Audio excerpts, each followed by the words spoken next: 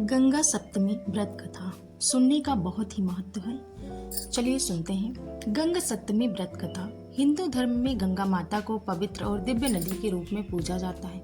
गंगा केवल एक नदी ही नहीं बल्कि श्रद्धा, आस्था और मोक्ष का प्रतीक है। गंगा सप्तमी जो वैशाख मास के शुक्ल पक्ष की सप्तमी तिथि को मनाई जाती है, गंगा माता के पृथ्वी पर पुनः प्रकट होने का पर्व है। यदि यह दिन गंगा जल से स्नान, दान और व्रत और पूजा के लिए अत्यंत शुभ माना जाता है। इस पर्व के साथ जुड़ी एक रोचक और पवित्र कथा भी है जिसे जानना अत्यंत आवश्यक है। कथा का प्रारंभ। प्राचीन काल में महाराज सागर नामक एक प्रतापी राजा थे जो सूर्यवंश के राजा माने जाते हैं। वे अत्यंत पराक्रमी, धर्मपरायण और प्रजा के कल्याण में सदा रत रहते थे। राजा सागर की दो पत्नियां थीं, सुमित और केसनी। सुमित के 60,000 पुत्र थे और केसनी के एक ही पुत्र था जिसका नाम था असमंजस। राजा सागर ने एक बार अश्वमेध यज्ञ करने का निश्चय किया। उस यज्ञ के अंतर्गत एक विशेष अश्व को छोड़ा गया जो जहां जहां गया वहां के राजाओं को पराजित का समर्पण करना चाहा। यह यज्ञ का घोड़ा इंद्रदेव को सहन नहीं हुआ क्योंकि वे सोचने लगे कि अगर यह यज्ञ सफल कर लेगा तो वह स्वर्ग का राजा बन जाएगा। इसलिए इंद्र ने वह घोड़ा चुरा कर कपिल मुनि के आश्रम में बांध दिया। सागर पुत्रों की खोज और श्राप। जब यज्ञ का घोड़ा लापता हो गया तो राजा सागर ने अपने 60 पुत्रों को उसे खोजने के लिए भेजा। वे धरती के हर कोनों को खंगालते हुए पाताल लोक तक पहुंच गए और अंत में कपिल मुनि के आश्रम में घोड़े को बंधा पाया। उन्होंने बिना समझे बुझे यह मान लिया कि कपिल मुनि ने घोड़ा चुराया है। वे मुनि को अपशब्द कहने लगे और उन्होंने अपमानित करने की चेष्टा की। कपिल मुनि तपस्या में लीन थे और उनके तपोबल से वे अत्यंत तेजस्वी बन चुके थे। जब उन्होंने अपनी आंखें खोली तो देखा कि 60,000 युवक उनके आश्रम को उजाड़ने आए हैं, तो उन्होंने क्रोध में उन्हें भस्म कर दिया। उनके शरीर वहीं जलकर भस्म हो गए और आत्माएं प्रेत योनि में चली गई क्योंकि उनका अंतिम संस्कार नहीं हुआ था। अंशुमान का प्रयास। जब यह समाचार राजा सागर को मिला तो वह अत्यंत दुखी हुए। उन्होंने अपने पौत्र अंशुमान को भेजा कि वह जाकर अपने पितरों का उद्धार करें और यज्ञ का घोड़ा भी वापस लाएं। अंशुमान ने विनम्रता से कपिल मुनि की आराधना की। मुनि प्रसन्न हुए और उन्होंने घोड़ा अंशुमान को सौंप दिया।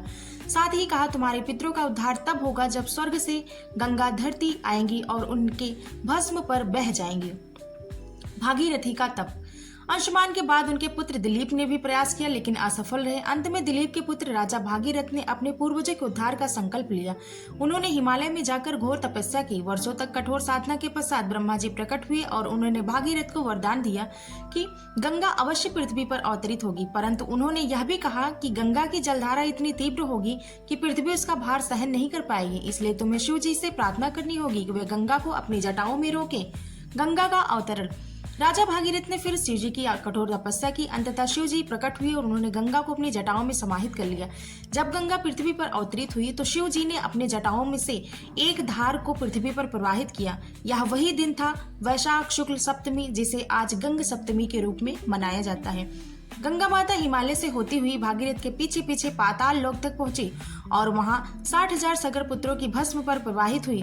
इसी से उनकी आत्माओं को मुक्ति प्राप्त हुई। तभी से गंगा को भागीरथी भी कहा जाने लगा क्योंकि भागीरथ के प्रयास से ही उनका पृथ्वी पर आगमन हुआ। गंगा सप्तमी का महत्व। गंगा सप्तमी के दिन गंगा स्नान, व्रत, दान और पूजा करने से सारे पाप धुल जाते हैं और मोक्ष की प्राप्ति होती है। विशेष रूप से इस दिन गंगा के तट पर जाकर श्रद्धा से स्नान करना, गंगा आरती करना और दान देना अत्यंत पुण्यकारी माना जाता है। इस दिन गंगा जल को अपने घर लाकर पूजा घर में रखना और समय समय पर उनका उपयोग करना अत्यंत शुभ होता है। धार्मिक मान्यताओं के अनुसार गंगा जल को अमृत तुल्य माना गया है। यह न केवल शुद्धता का प्रतीक है बल्कि आत्मा की शांति और पितरों के उद्धार का भी माध्यम है। गंगा सप्तमी केवल एक पर्व नहीं बल्कि हमारे पूर्वजों की भक्ति, तप और संकल्प का प्रतीक है। यह हमें यह सिखाता है कि सच्ची श्रद्धा, कठोर तपस्या और पवित्र उद्देश्य से भगवान भी प्रसन्न होते हैं और असंभव को संभव बना देते हैं। राजा भागीरथ की साधना और उनके दृढ़ निश्चय ने यह सिद्ध कर दिया कि भक्ति और संकल्प से स्वर्ग भी धरती पर उतर आता है। धन्यवाद।